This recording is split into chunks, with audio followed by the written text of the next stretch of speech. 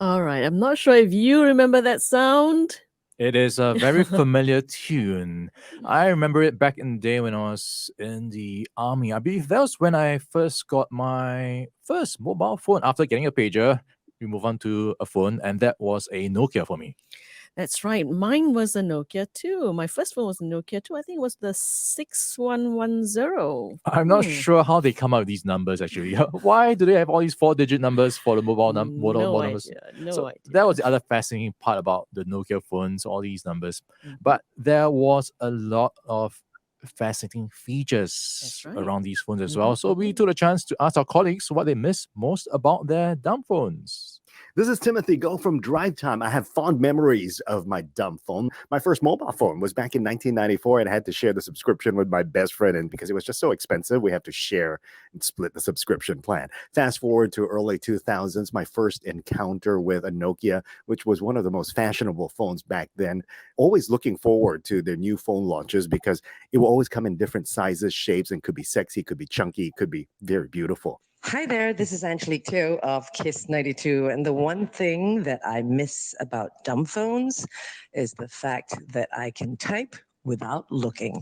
I'm Lavinia from 1FM, and no, I don't want to call it a dumb phone because I've had my fond memories of my Nokia phone. And what I really do miss about it is that tactile feel from using the keypad, the clicking when you're texting. I do miss that. I've gone down that rabbit hole of, spending too long on social media. I'm a heavy content consumer. And the snake game, yes. The snake game. Yes, that was a go-to That's game right. for me when I was in the army, trying to burn time. I guess when you're waiting for people, when they're late, what do? Take out your phone and play Yeah, snake. that's right. Um, I do agree with Lavinia. I miss that tactile touch, Yeah. of pressing the buttons and the lit up buttons as I've well. seen Do you remember? people drive and type at the same time before with their Nokias. Maybe that is one of the things they might miss. Hmm.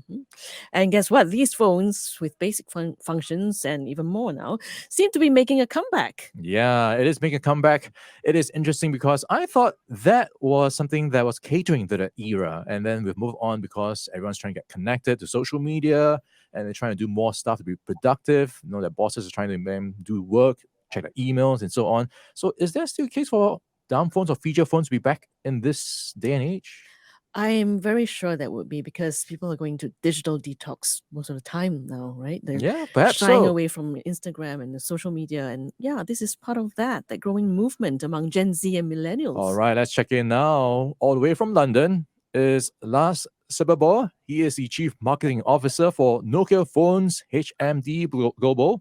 He was a former SVP of MTV Digital Studios and also Global Senior Director at Lego. So he's been through some of the biggest brands and helping lead the digital transformation journey for some of them. Lars, welcome to the show. Thank you guys. So happy to be with you, and thanks for all the great memories you shared about Nokia phones. Did you have one? I'm sure you had lots of. Oh yeah, I had a trick where I could open a bottle of beer with my phone. It was like a massive Open a bottle of beer with your phone. Wow. You've got to show us that one day. Does the new generation of dumb phones have that iconic ringtone we've been playing all morning? It does actually, but I think what's more importantly is that actually this whole trend, and it's quite surprising for us, and we're very happy to support it, is that people, they don't need, like yesterday Zuckerberg, he launched Threads as a new social media network. People, they don't need another social media network.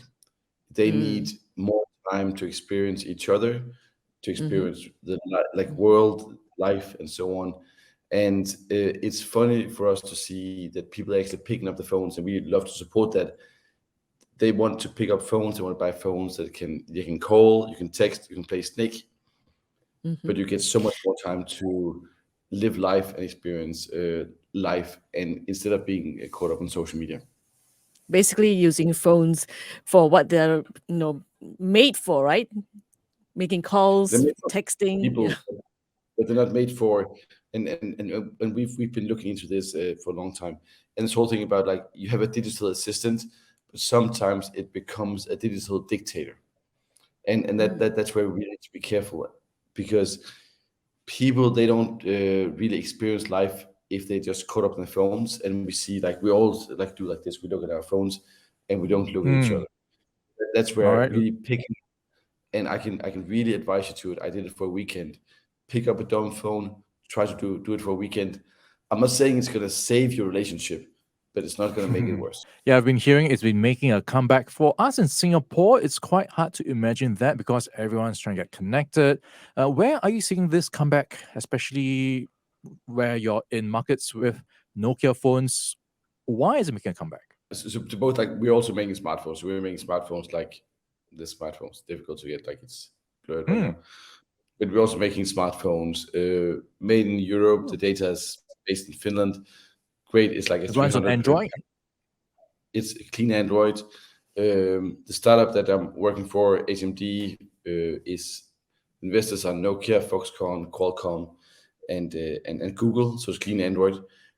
And basically, it's a very affordable device, because we don't believe that it's necessary for everyone to buy a $2,000 device every single year just to get in contact with Facebook and Meta and TikTok. It can be done a lot cheaper. So that's what we're supplying. And then again, like, we're also supplying feature phones and dumb phones, because it's just a way to connect to people in a different way than doing it online.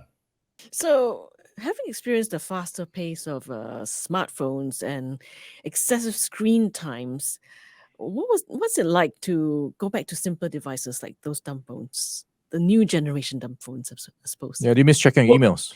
No, but it's funny, because it's not like people like you and me and our generation. This push comes from the Gen Z generation. It comes from, it started in the US. We saw it was picking up in the US, that they really started to pick up the dumb phones. And I think it's a smart choice to pick up a dumb phone, because you get more time to actually experience life, and you get like a less distracted by digital social media networks by using a dumb phone.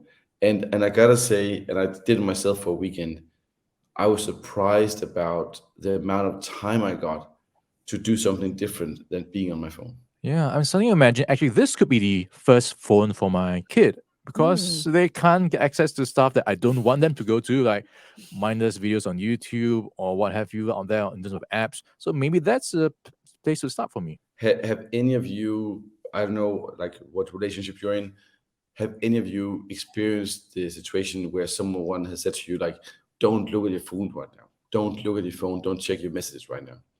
And there's been like a small thing in your relationship. I think I've done it. Like, I've seen it. Yes, yep. So With a many dumb times. phone, with a dumb phone, try it for a weekend. It will do something. Did it change you? It did. It actually did. All right, Lars, I got to It made ask me- you, right?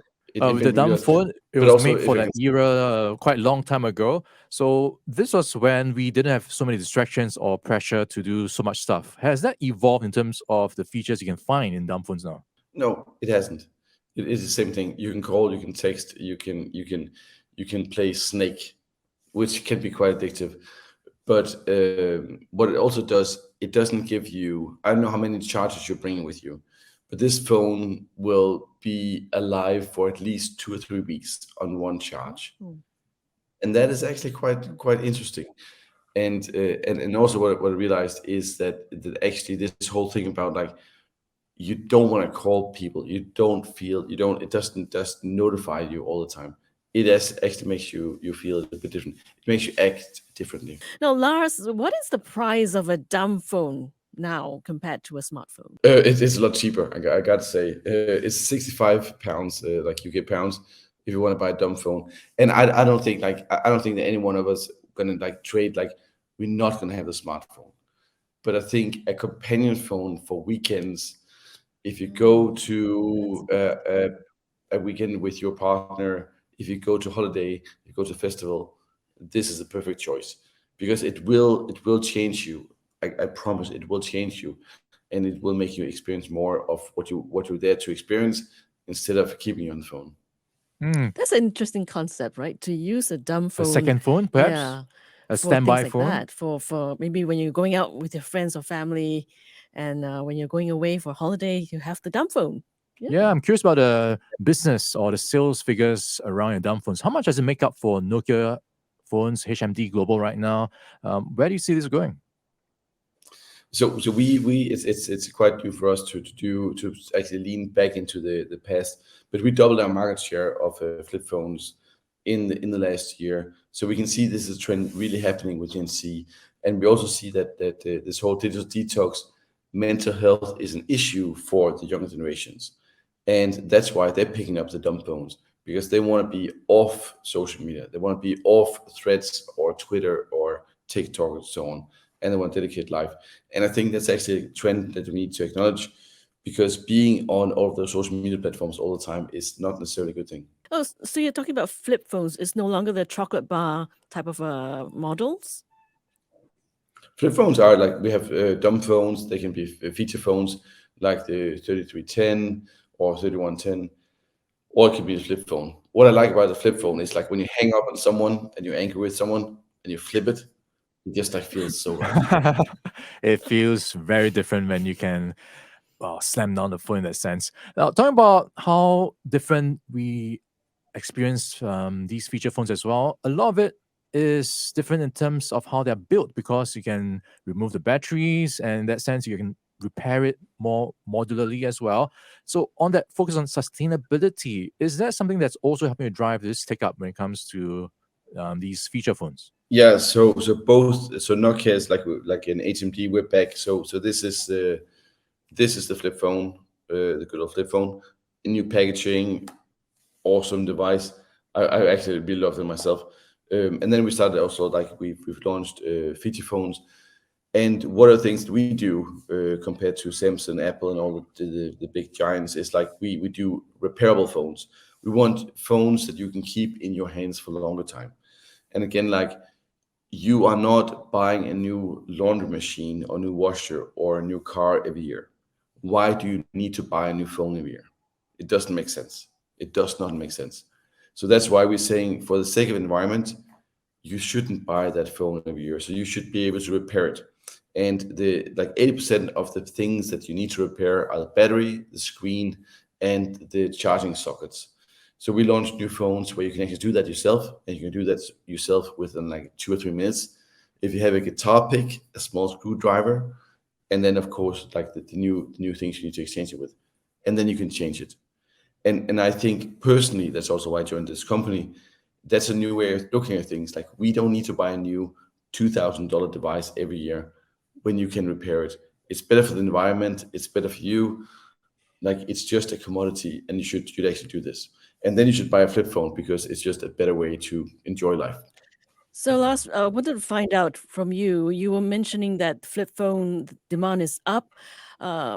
Is that what you're seeing in Asia as well? We're selling tons of feature phones and flip phones in Asia across the board. Of course, there are demography like where we sell more and sell less. Nokia is still a very, very good device in many markets, and there's a big difference between US, Europe, Asia on the devices. But I think the trend is the same thing. I think the youth is realizing that it's not all good to be on TikTok all the time. Not saying TikTok is bad, TikTok is great, but it's not good to be spent all your time on that one. And we see this digital detox trend is really, really catching on across the board. And people want to spend more time in real life. And having a device, I'm not saying the solution, but it's a good way to actually get more time with your friends, with your families, with your peers, instead of being distracted by your phone. Taking more control over our own lives, right? I think that's what we're entitled to do. I think that's why we're here, to enable you to do that. All right, it's been great chatting with you, Lars. We've been talking with Lars Silberbauer. He's the Chief Marketing Officer for Nokia Phones, HMD Global. Lars, thanks again for joining us on the show. Thank you very much, Lars. Money FM 89.3.